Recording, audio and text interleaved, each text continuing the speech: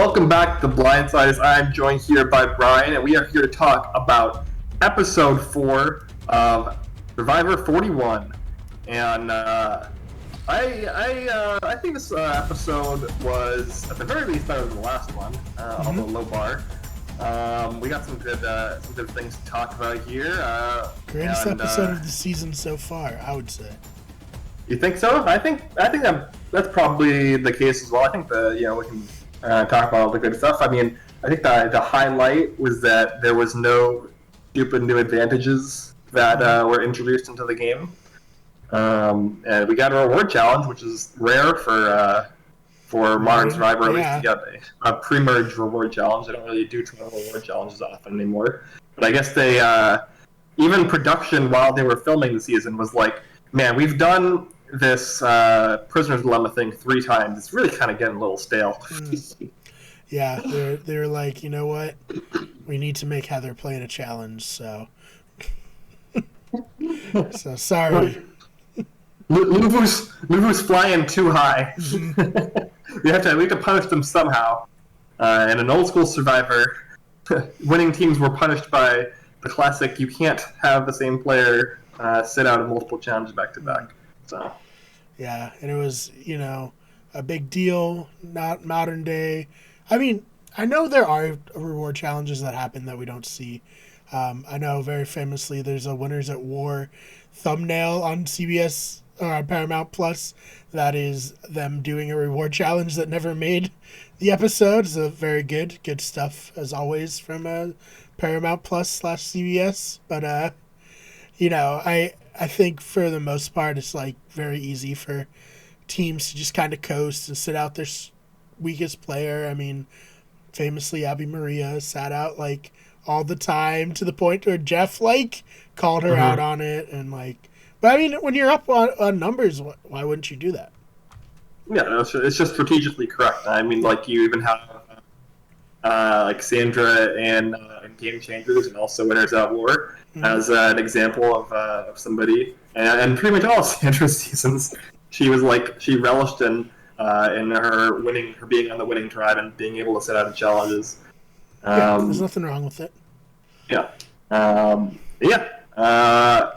but in this case, whether or not we've had a reward challenge that's just been cut out of the last 3 episodes, or this is the first one they've done this season. We pretty much let's not skip over, I guess, the quick 2-minute scene we got from coming back from the tribal council in episode 3, where Jeannie is visibly and vocally very upset at being blindsided at the Brad vote, and everyone else doesn't really care. Yeah. I mean, the biggest thing it does is like Shan is like, hey, he had an advantage he didn't even tell you about. Yep. He was my number 1, and that made JD feel uneasy. Also, it would make me feel uneasy too. Like, if I think Shan's my number 1, how many people are her number 1? Like, what the hell? So I'm not sure I would have said that out loud like she did, but yeah, I think there was a lot to talk about with Shan this episode, because from my perspective, I think that Shan has just found herself in such a crushing social position that I don't really think any of the potential mistakes or hubris she's showing at least are going to have any short-term consequences from what we saw. But yeah, the idea of I think that Shan's my number 1, and Shan is saying out loud, oh, Brad thought that I was his number 1, and I just fucking voted him out last night, brutally. It's like, maybe I need to reevaluate. Yeah, there's a lot of good from Shan in this episode, a lot of questionable in the sense that I feel like if she had been playing with more I don't know, better players, that she could have found herself in trouble, but luckily she has Ua, and no one's particularly great on the tribe. Yeah, I mean, I think also this might have to do with the pace of the game. This might be one of the consequences we're seeing of the faster-paced gameplay. where the rounds are happening within like 1 to 2 days instead of the normal like 2 to 3 days. And so there's less time for people to kind of notice their position and like, actually go out of their way to do something about it. And it's a lot easier to just kind of get into a crushing position and just like hold a vice grip on that position, because everyone's basically like being blindsided before they have a chance to realize they need to do something. Yeah. Yeah. But yeah.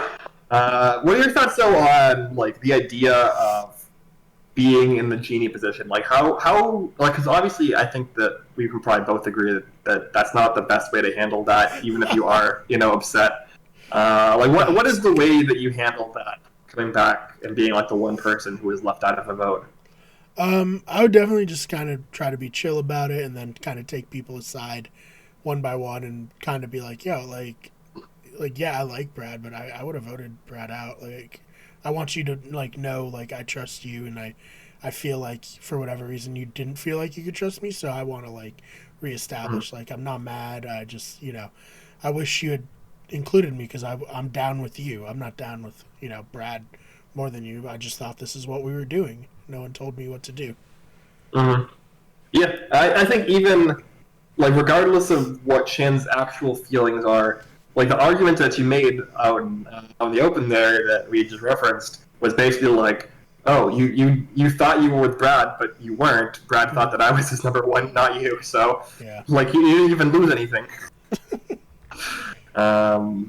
Which, I think is questionable at least, but like, I think that maybe if that was a conversation that happened between the two of them in private, it might have like been a little bit more meaningful.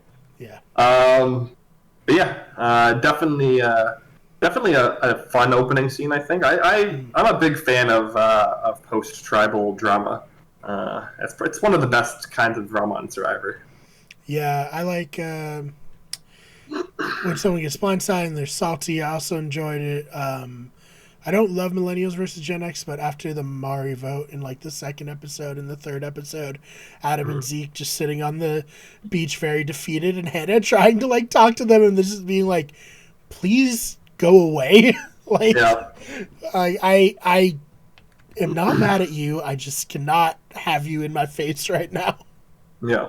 I need like, just give me like 15 minutes to emotionally process before we have a discussion. Yeah. I always thought that was very fun and very like real, because I feel like both Zeke and Adam are at least decent to good players, and like it was just a bad moment at the very beginning of their Survivor careers to where they're like, okay, this is not what I envisioned when I was riding the plane to Fiji, so I need a sec. Yeah. As JD will say at the end of the episode, this isn't how he envisioned his Survivor career going. No, and I mean, I think JD could have been a Woo type player on a different like season with different people on his starting tribe. Like I think he starts on Luvu. Maybe Danny kind of takes him under his wing, and he's like the Woo to Danny's, not Tony, because Danny's not Tony, but you know what I mean. Like someone who can kind of keep him more in check. Mm-hmm. Yeah, maybe. I think the story ultimately for JD here, getting a little ahead of ourselves, is going to be probably like somebody who was a little bit in over his head and kind of like was trying to play a game that was a bit like kind of above his pay grade in a way, like where he's like a huge Survivor fan, and he like kind of knows in theory how Survivor works, but the execution was just not there at all, in terms of like, he was like, oh yeah, I want to like check all of these Survivor boxes. It was like fulfilling sub goals along this like to-do list of his experience as a Survivor fan, more so than like cogently putting together some kind of like macro strategy that he can actually like move forward with within the game. I definitely felt like he wasn't really thinking about it as a game, as in so much as like an experience where you can like kind of just get as many sub experiences out of it as possible. Yeah, I think it's very important. The Survivor gods are not kind gods. They don't care about you. They don't care about your experience. So you got to care about your own success in Survivor because no one else will. Yeah, exactly. Yeah, and by the end of this, it seemed like JD ends up taking this relatively well in his goodbye message. And hopefully, like one of the things on his list was like get brutally blindsided. Check that right off. Yeah, check that off. Because it just kind of, I don't know. We'll get into the details towards the end. So, but just kind of setting the stage here. There've been some decent fifth boots. It's not the worst spot to go out. Yeah. I can't think of a ton off the top of my head immediately, but Rob I'm sure C. there are. Sure, but that's an all-star season. If you say so. Anna Kate.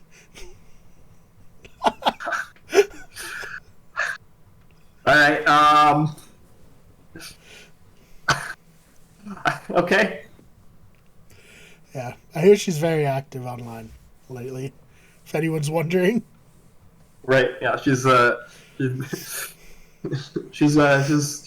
in a lot of the same circles as as like half of the season 30 cast. Right.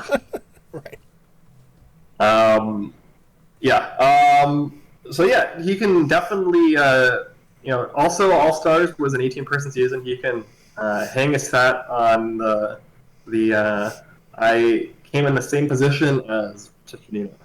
Mm-hmm. So. Yep. Pretty great. Yeah.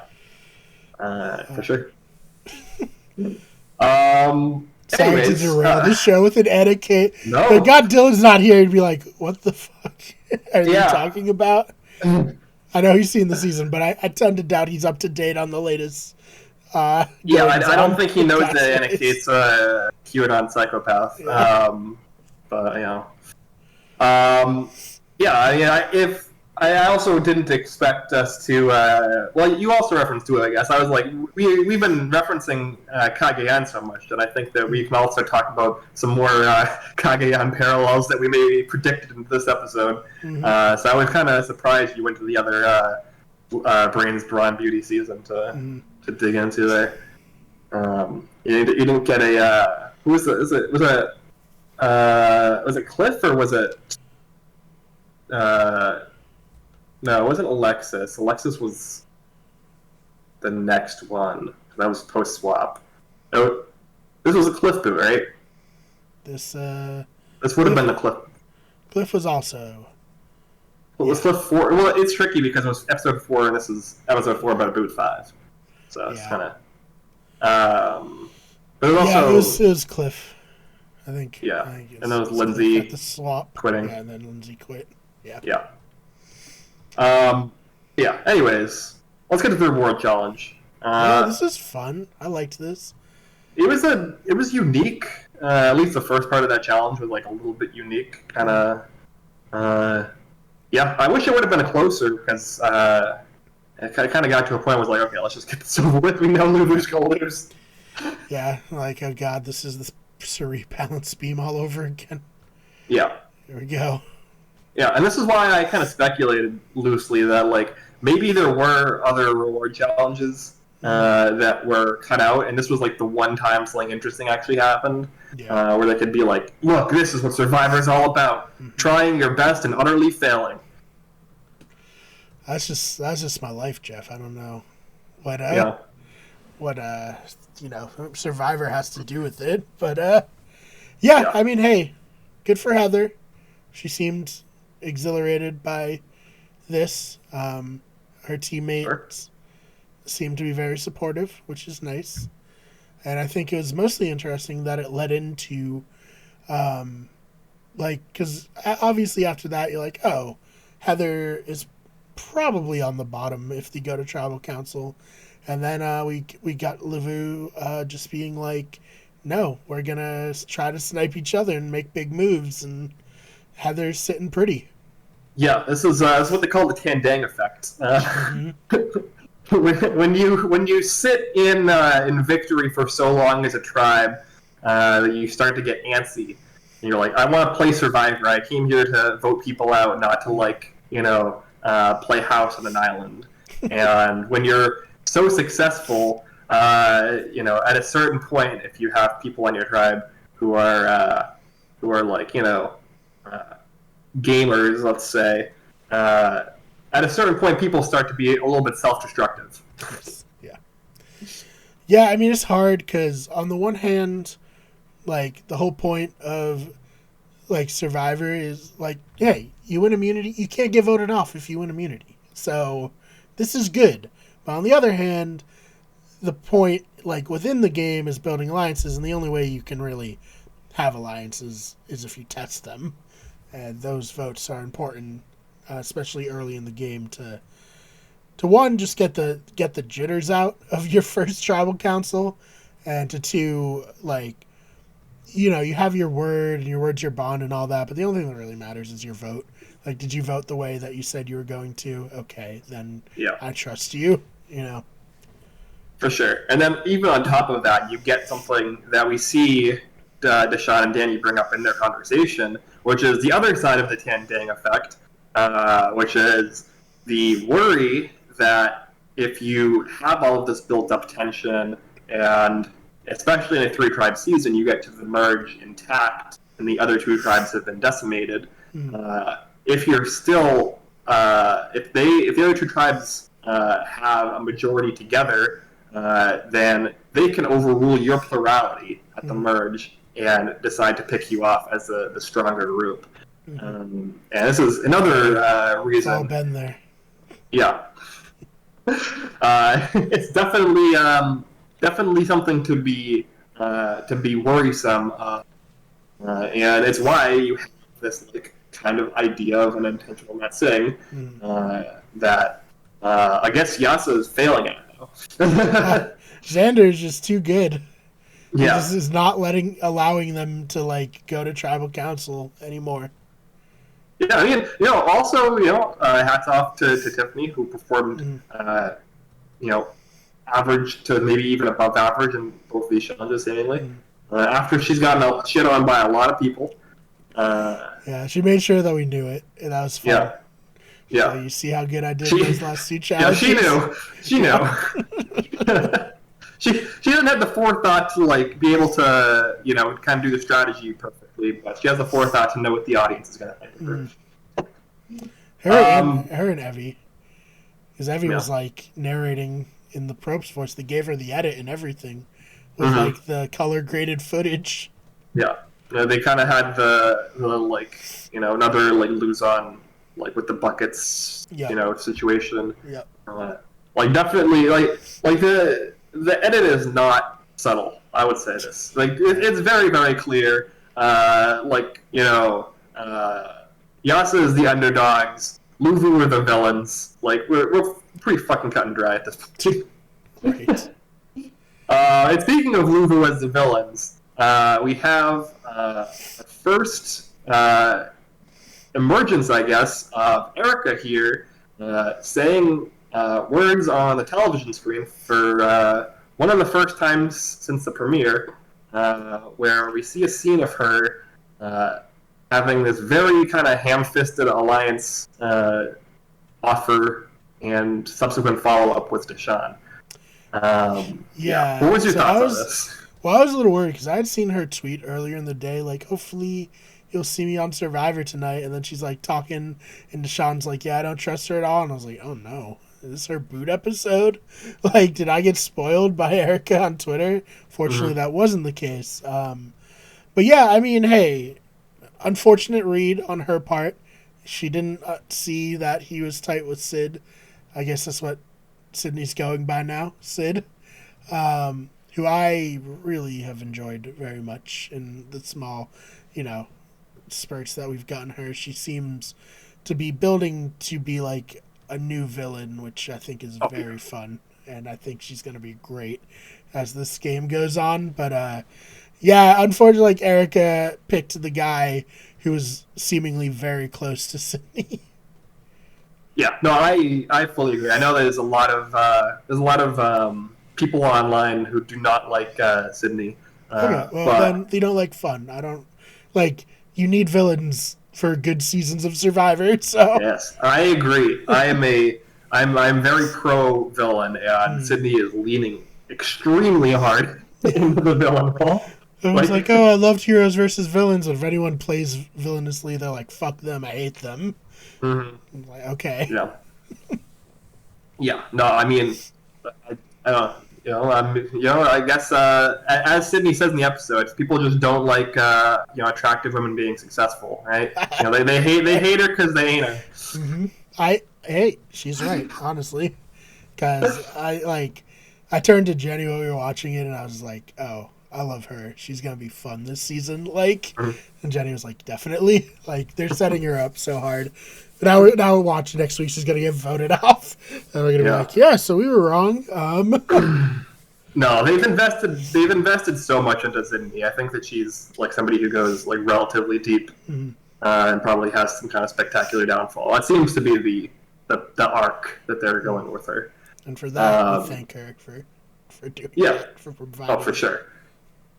But yeah, so as I was watching this, even before we got the Deshaun confessionals, you could kind of tell with the energy and with the way that Erica was kind of approaching these conversations that I could kind of foresee that this was not going to work out well.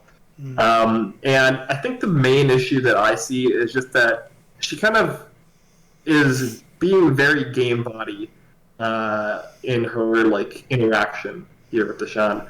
Like she's very surgical in the way she's talking, and it doesn't come off as like we are building something together.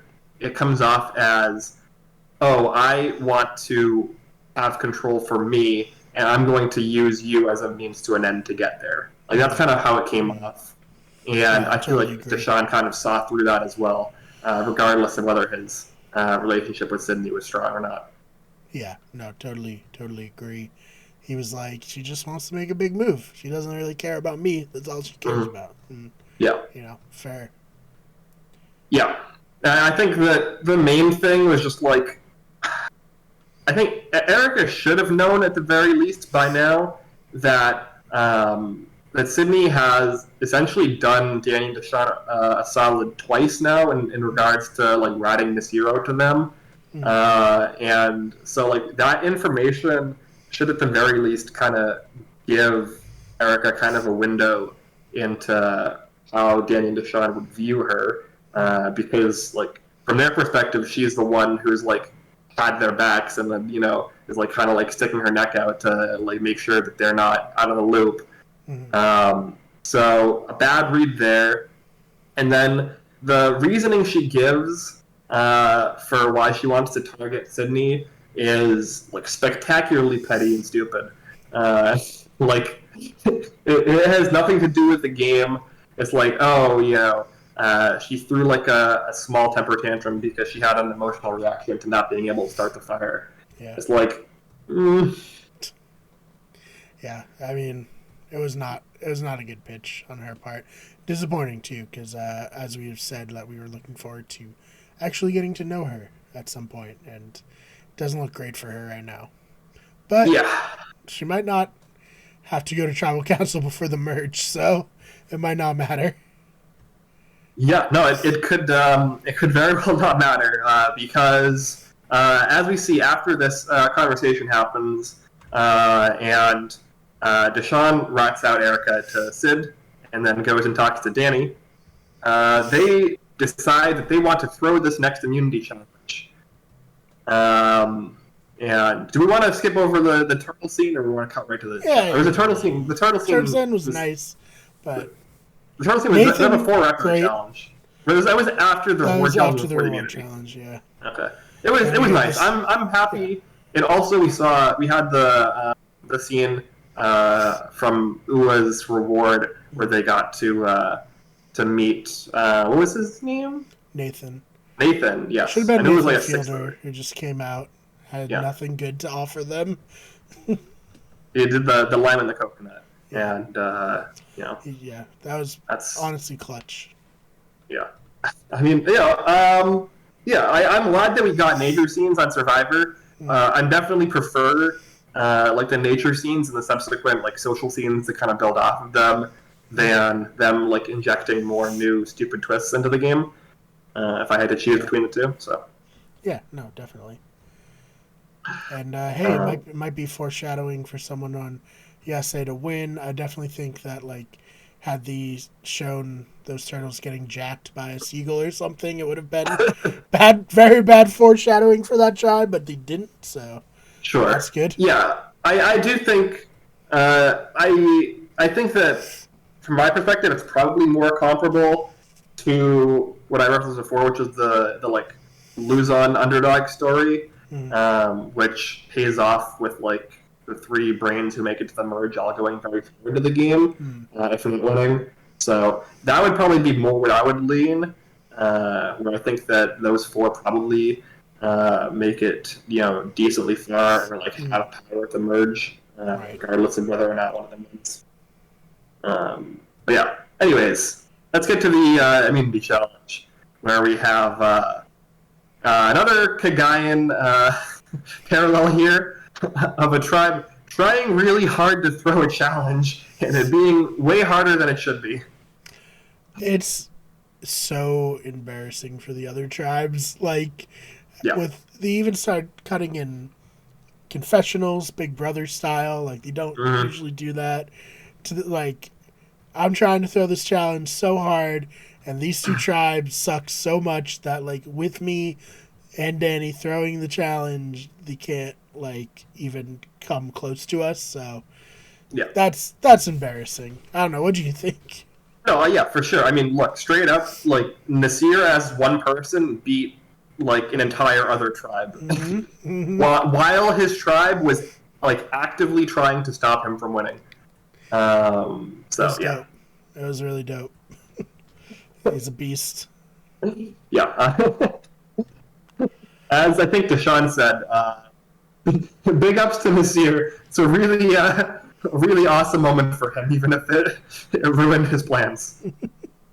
I mean, yeah, it is. It was crazy to see, and good for Yase winning, like actually winning the challenge. Mm-hmm. That's where I didn't have high hopes for them a few weeks ago, and look at them now. Who would have thought? Yeah. No, for sure. I mean, yeah, no, like this is really these like last 2 weeks have really been a big middle finger to all the people who are like, "You idiots! Why are you keeping Tiffany? You're going to lose all the challenges." Mm, Because yeah, they've we been didn't killing know. it. We didn't know. Tiffany was a beast. Yeah, yeah. She just she can't swim very well is the main thing, Yeah. or she can't balance beam very well is the thing Mm, she mainly struggled with, right? yeah. Yeah. So no balance beams and we're good. Oh man. So do we want to talk about the post tribal or post challenge, pre tribal section? Yeah, yeah. So I have some thoughts, Ben. This was a cacophony of like very questionable decision making all around. Mm, I think the only person who didn't make a questionable decision was Ricard, and I think mm, that's because Ricard did essentially nothing. Um, right. so, yeah, where do you want to start? Who do you want to start with? All right. So this is for JD, obviously too late, but for people in life, not just Survivor, just in life. If people are like asking you for things in order to earn their trust, they do not trust you or they do not care like about you in any way in real life. Like when people are Mm-hmm. putting like, "Oh, well, I need you to do this for me," you Yep. know, to gain my favor. You don't need that person in your life. And if you're on Survivor, if they're like, I need you to give me your advantage so I trust you, you don't need that person in your life, in my Yeah. opinion. No, for sure. Look, especially in two back-to-back rounds here. Mm, Yeah, this is like some like toxic relationship yeah. shit. I Where was, like, yeah, go ahead. no, I was like, the best way, or I think the most genuine way to build trust in Survivor is to like give your trust to people and show people that you're reliable so that they trust you. And like the way Shan did it, if she was coming at me like this, I would have been like, yeah, I'm using that extra vote on you and getting Jeannie to vote you off because this is too much for me. Yeah. No, this is like this with like more like I want to say self-interested, but like more aggressively thinking players would be like a Jamie Newton situation, in my opinion, where you have somebody basically like orchestrating their own blindside out of paranoia. Where in Survivor Guatemala, Jamie essentially thinks that his alliance is going to turn on him and blindside him to the point where Rafe in particular got so annoyed at how paranoid and distrusting he was that he decided to actually blindside him and vote him out. And that moment where he's just like, do you want to just vote out Jamie? Yeah. Like, he's just so good. Yeah. Like, he's just so annoying. We cannot deal with him. Right. And in this case, Shan's paranoia is manufactured. Like, she's like essentially putting on a front here to try and essentially guilt JD into giving up his advantage again so that she can have like full control, even beyond just the social control. Yeah. Also, whoa, what happened to non-transferable? I had to watch Suri get embarrassed on Game Changers with a non-transferable sub-note, like fine print bullshit, and Shan can just steal JD's advantage. Okay, well let's not say steal. Like she earned that advantage. She earned it. Yeah, but I do think the difference here earned Sarah's advantage. 100%. I think the difference is that was for the legacy advantage, which already has like a willing mechanic built into it. I think that's the reasoning. I disagree with that. No, obviously. It was to steal the vote. It was to steal the vote. No, it was the. I thought it was or was it the steal the vote or was the legacy? Yeah, because the legacy advantage could only be played at 6. It was the steal the vote at 7 that she found. At 7, yeah. And then she, yeah. Thing, and right. I'm still bitter about that. Steal a vote, extra vote, not the same. Okay. But yeah. I mean, apparently, this doesn't have the non-transferable timeout. Maybe they learned. Maybe they saw the backlash. They definitely saw that. And they're like, okay, yeah, that was so dumb. Like, yeah, they were like, advantage getting. We love that. We're gonna keep throwing advantages in. But the non-transferable thing that really screwed up potentially a really good moment. Yeah. And supposedly in the moment too, they kind of wanted to retcon it, from what I understand. But Troy then was like, actually, yeah. God. Yeah, because it robbed us of a really great moment, but from one of the legendary players of Survivor, and hopefully they learn their lesson and Shan can become a legendary person. I mean, she's on her way if she keeps pulling off moves like this. We already speculated last week a little bit, but I would be flabbergasted if Shan is not the winner of this season. I'm just gonna say that straight up. Like, I don't know. It just seems like this seems like the most obvious coronation edit since like One World. Well, I don't know. What are your thoughts? No, I agree. I mean, she's the main character. Evie was like the main character of the first couple episodes. Yeah. Shared with Shan, and now Shan's become the main character. And I think because we're getting down to the point where probably her tribe's going to go to Tribal Council again next episode. And then she's going to be at Tribal for the rest of the season. She's going to be the main character, the main narrator of the season. And probably the person who is moving the, politics of the game forward. Yeah, I mean, look, regardless of, we can obviously nitpick the decision to, do what would seem to be kind of unnecessary and risky in, getting this extra vote from JD. But, at the end of the day, if we're being results-oriented, JD is gone, so that, whole situation doesn't matter. And Shan has an extra vote in her pocket. and she has Ricard as like a pretty locked in number 2. If they do end up going to another tribal, at this point it just seems like it's going to be Jeannie unless she wins her shot in the dark 1 and 6. And yeah, I mean, I don't know. Like, I think that's the only way that Shan goes out here, is if like we're looking at a merge vote here where it's going to be 6 versus 6 with 1 extra vote on the Luvu tribe and 2 extra votes on the other like combination Yase and Ua side, and that might be the difference. Yeah, so let's to reset. Who have the extra votes? Xander and Shan Okay. and Shan. Okay, that's what I thought. But I had already forgotten about. I forgot about Brad JD. went out with the steal the vote. Correct. Yeah. And there's the Beware Advantage Idol still in Xander's pocket, so that might come in play. Who knows what's going to happen? Well, we did see a preview that seemed to be kind of spoilery. So if you don't want to listen to that spoiler, if you missed the preview and don't want a little bit of a spoilery thing here, then skip like 30 seconds forward.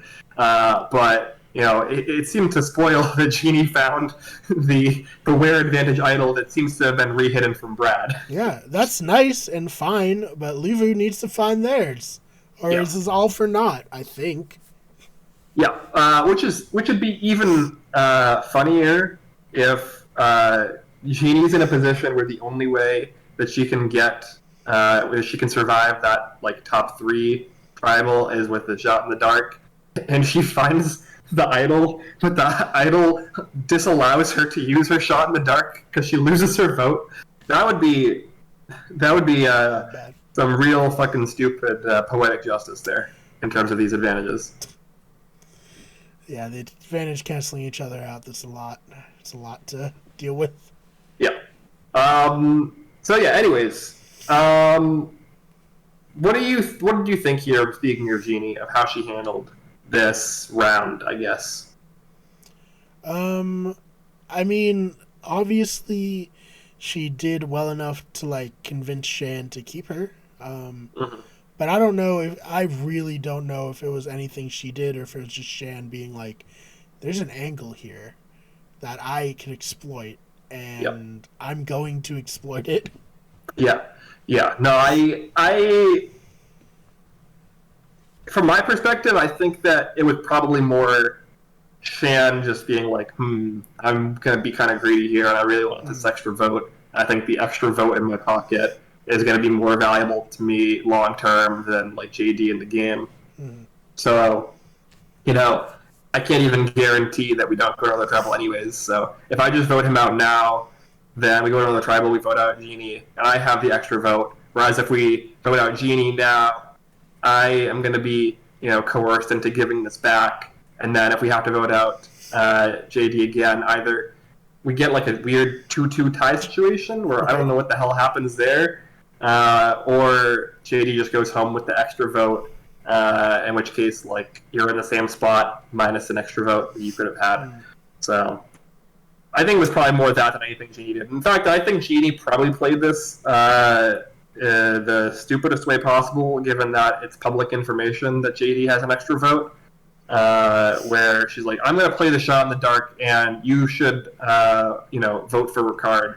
I think the more obvious way to play this is like, hey, if they vote me out and you lose again, it's just going to be you, because it's those two. So you should vote with me, and use your extra vote. We vote out one of Shan or Ricard, and then we're the 2, and the person left is the 1. And that's a lot better of a pitch and a lot more salient of a pitch than what she was trying to do. I honestly, I think JD was so in the Shan camp that he wouldn't have done it, unfortunately. Maybe she felt like that too, and that's why she was just like, please just vote for Ricard just in case. But yeah, I don't know. Shan obviously did a good job of like reeling Jeannie back in and being like, no, it's JD, just vote for JD, it's fine. Because I was very surprised that Jeannie did vote for JD and didn't use a shot in the dark. Yeah. She had a lot of trust that I don't know if I would have had in Shan in that moment. So Yeah. kudos to Shan.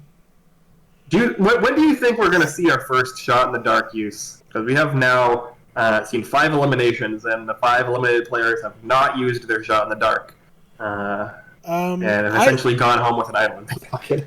I don't think we'll see it till we get like fairly into the merge, where it's like very obvious. Yeah. Like, okay, there are like 2 people left from the Minority Alliance. Like, we're just both gonna play our shot in the dark because who knows who they're voting for. They'll probably just split the votes to get past the shot in the dark, anyways. I don't see a scenario where somebody who's getting blindsided is gonna catch wind of it. I think like there's no Lex Vandenberg out here who's going to sit people down and tell them that they're getting voted off with this shot in the dark thing happening. So I think we're just going to have like a pretty steady stream of blindsides. So the only scenario I can see is when it's just like very obvious, just a few people are left in the Minority Alliance and they're all just like, okay, let's just play our thing and see what happens. Yeah. No, I think that's probably right. I would say probably like Final 9 maybe is when I would expect to see the first one played. Yeah, you get a Deshaun or Danny, whoever's left, or Nasir, who's just like very obvious, like we want to get this person out. They're physical, they're a threat, and then they play their shot in the dark and just see what happens. But yeah. I mean, that's pretty much it. So I assume that's also until Final 6, Final 5? Is that like an idol? Final 5? I don't know what the... probably. I mean, past that, we get pretty messy. Yeah. I know the extra votes were only through the Final 6, I think. So I don't know if they, like, also did that for that one. But I don't know. Yeah, because, I mean, obviously, very like I don't even need to say this, but extra votes get more powerful each round they're in the game. So, like, you don't want to keep them too long. Yeah. No, for sure. It would be nice if we had like a somewhat clean end game, you know, where there was like people actually voting each other out and not just like who doesn't have the advantage. Yeah, no, that's definitely.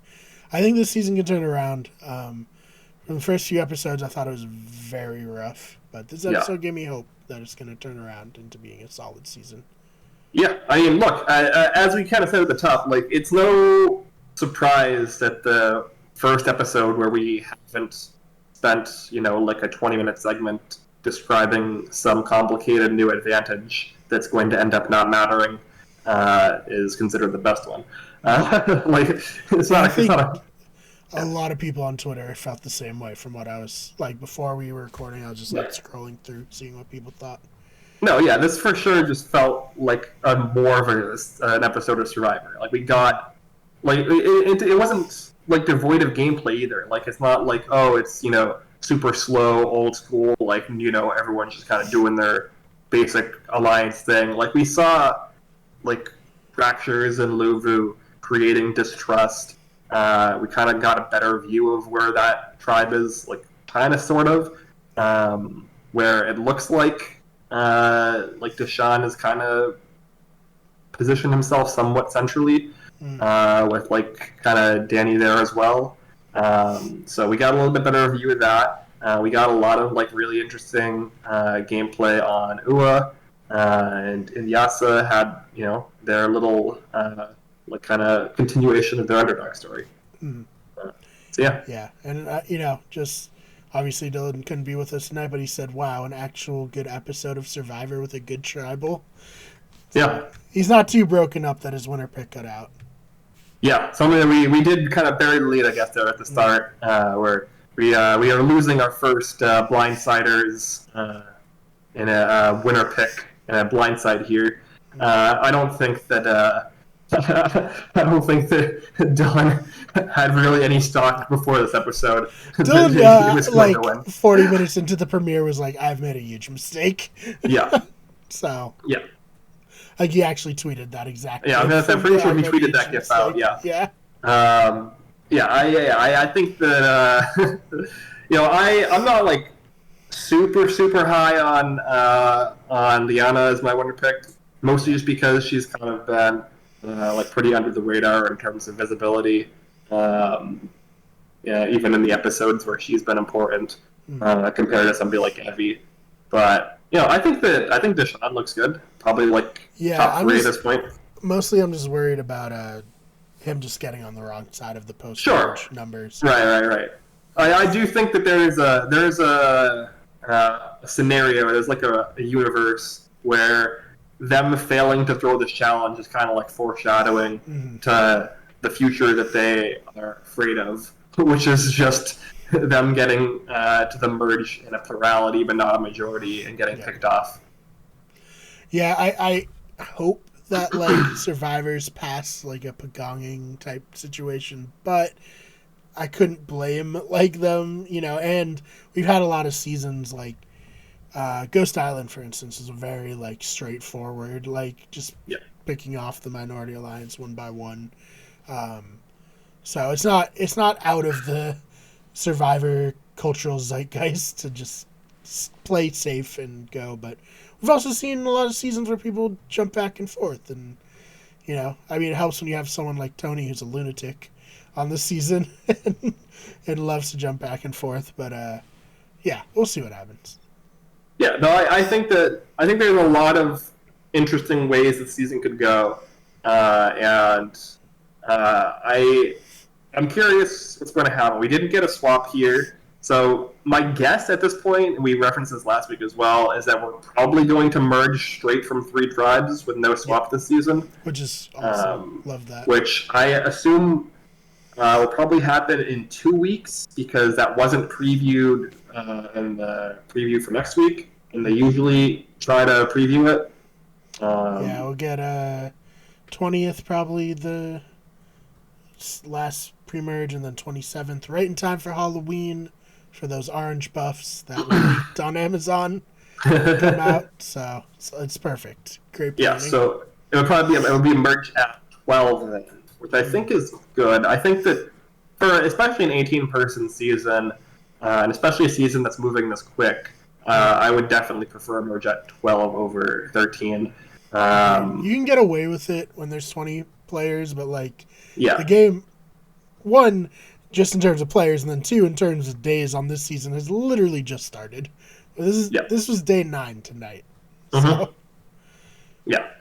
So out of a 26-day season, we're looking at a merge probably around day 11, 12. Yeah, which is fair, because I feel like halfway. The merge is usually a little bit longer, right?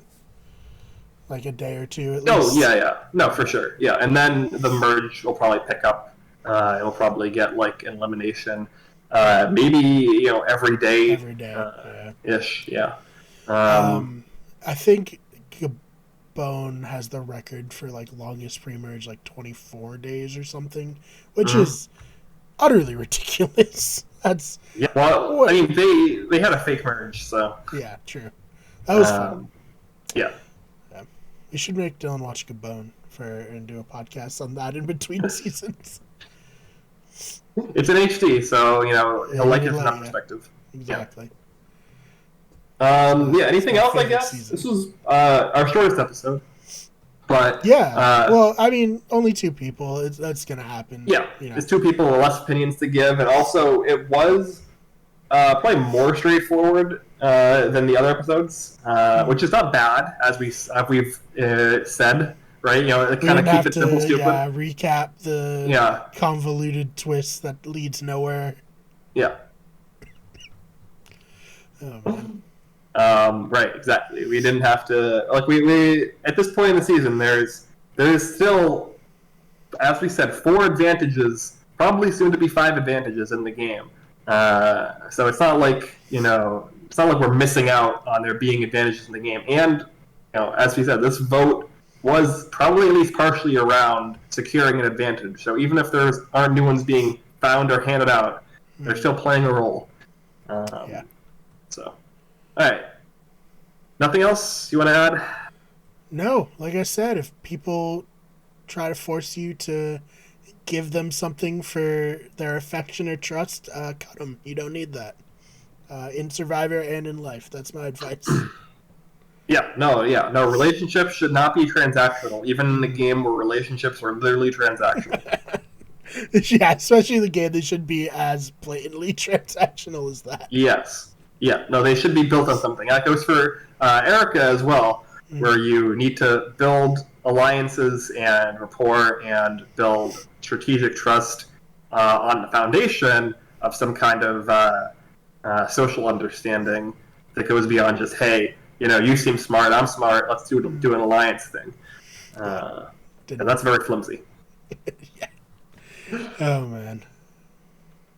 All right. Yeah. Other than that, you want to, I guess, shout out social media? Sure thing. You can follow me on Twitter at @theFakeBmar. That's BMARR. And then follow me on, obviously, our main channel, Wicked Good Everything, but Wicked Good Sports. That's the one that I'm mostly on. If you somehow aren't sick of hearing from me after an hour, I got probably an hour every week of content going up there, so check that out. Yeah, you did I assume some coverage of the baseball playoffs. We had a Haven't yet, actually. Haven't found the Okay. time. But Okay. hey, go Red Sox. I know Boston Rob's out there. Very excited. I know Russell Hans is also very excited because it's the Houston Astros, baby. And now they're playing each other in the ALCS. That's, almost poetic. Yeah, no, I mean, like I've fallen out of watching a ton of baseball, but I did catch most of the Red Sox versus Rays ALDS series, and the last two games in particular were very exciting. So yeah, I'm always like, oh, baseball, unfair sport, don't like it, and then the Red Sox are good. Put on my pink hat, be like, yes, I love the Red Sox. Baseball is the best.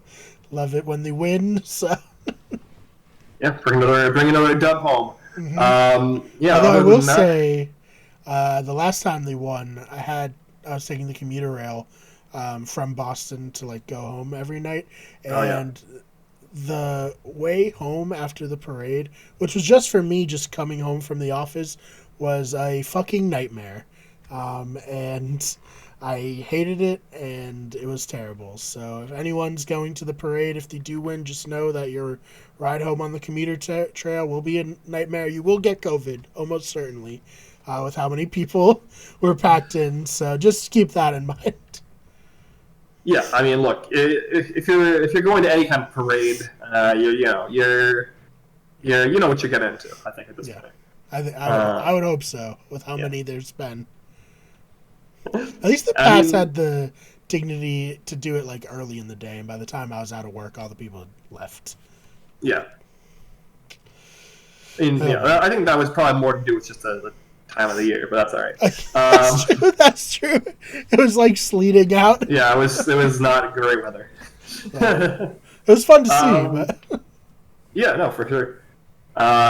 Anyways, a little bit of a sidebar there. But check out Wicked Good Sports. hey, this is Wicked Good brand, right? We got to bring exactly. We gotta pad out the episode. We are so close to hitting that hour mark that we've hit for over the four podcasts, I guess. Yep. But yeah, you can follow me on social media at Ben Shan, and I haven't really. I've been staying off Twitter recently. I think that's good. It's good. I think it's good for my mental health. I'll tweet like maybe once a week or so at this point. I think that having the podcasts, especially, allows me to just like vent all of my feelings about the TV shows I'm watching here. So I don't really have to do it on Twitter. And it's not like Big Brother where it's happening constantly and we only did one episode a week. Yeah, for sure. It's nice. No, yeah, this is like there's nothing that I could say in a tweet about this Survivor episode that I wouldn't be able to say a lot more cohesively and easily here on the podcast without being misconstrued. On Twitter, you got to worry about your algorithms going down. And, it's all bad. I don't want to get ratioed. I also don't want to be ignored. Yeah. I mean, look, I don't look at our metrics for the podcast, so I can't be disappointed. That's also healthy. So tell your friends and family to check us out. I can't believe we should have uploaded the first episode to the to the Big Brother feed, just to like let people know. But that'd be We a smart plugged thing to do. We plugged it We plugged on it, in like the end episodes of Have Not Room that people probably tuned out of because there was nothing interesting happening in that end game other than the Kylan blow up. Mm-hmm. Yeah, because the Have Not Room I feel has good momentum. It's just like, oh yeah, we're starting over again. God damn it. Yep. Yeah. Yeah, if you want to check out the Have Not Room, if you're a Big Brother fan and you want to hear old coverage of, I guess, BB23, check that out. You can also check out our backlog of the older seasons, and I look forward to our coverage of CBUS3 and BB Can 10 coming up. Oh my god, I'm so excited for BB winter, Can spring. 10. And obviously Celebrity Big Brother 3. Yeah, hopefully both very good seasons. BB Can 9 was like the first season I watched every episode of, and it was really fucking good. So yeah. I'm a big proponent of BB Can in particular. BB Can 9 was very good. So yeah, maybe we'll get the legendary BB Can All Stars that people have been huffing copying for years at this point. No thanks. After BB22, I'm good. Look, a lot of people speculated the same about BB Can 5, and BB Can 5 is arguably the best season of the franchise. But didn't they like blow their load with like returnees with like a half returnee season? Yeah, that's BB Can 5. A lot of people coming into BB Can 5 were like, "Are they gonna bring all those players back again?" I think at most they get 1 to 2 of them, which is fine. I think there's plenty of good returning players, even if all 8 of the returning players in that season say no. I do think there's at least 2 good new players from that season that could come back as returning players. So.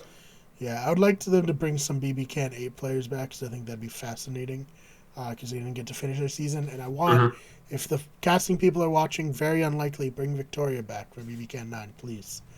She was great. Oh, very unlikely they're watching. I was like, I think she would be a pretty close lock in terms of people. Yeah. No, I just mean, yeah, they're probably not watching, but if they are, bring Victoria back. Yeah, no, absolutely, yeah. When we talked about that season, I think we said Victoria and Kiefer were our top 2 people that we thought were the most likely to return. Yeah. Good. We've rambled long enough here. Otherwise, you can check out, as Brian said, Wicked Good Sports. You can check out the main channel, Wicked Good Everything. That's WG Everything on Twitter, and then Wicked Good Everything on Twitch, Facebook, Instagram, YouTube, and TikTok.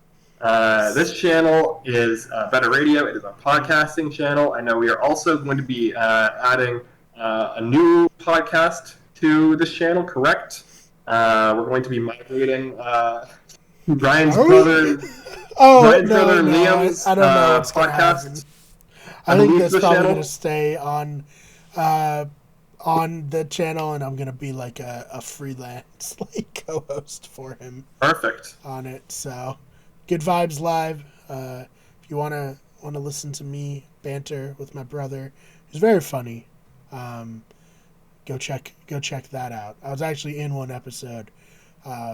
With the current co-host, who I think will still also be the co-host. I think I'm just like a substitute. I'm like the lovable utility player that gets called in when they need a spark. Yeah, you're the pinch hitter. Exactly. So you can check that out, and then obviously this is Blindsider Podcast, and we will be back next week to cover episode 5. Make sure I get the number right. Yep. The difference between the number of people getting voted out and the number of episodes is really hurting my very strained brain. But yeah, that's it. And other than that, see you later. Bye. Oh, check out Better Radio on Better Radio, the podcast I used to do with my brother, because that's probably what it would be very similar to. So if you see that, you like it.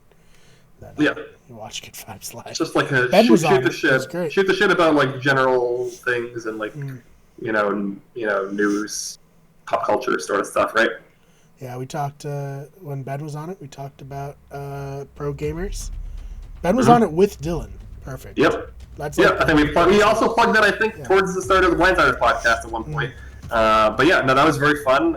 We just drank beers and talked about like a bunch of different things. We talked about reality TV as well. We talked about the Kid Nation. We talked about the Colony, which was, I believe, a 2-off reality show on the Discovery Network in like 2009 or something like that. Yeah.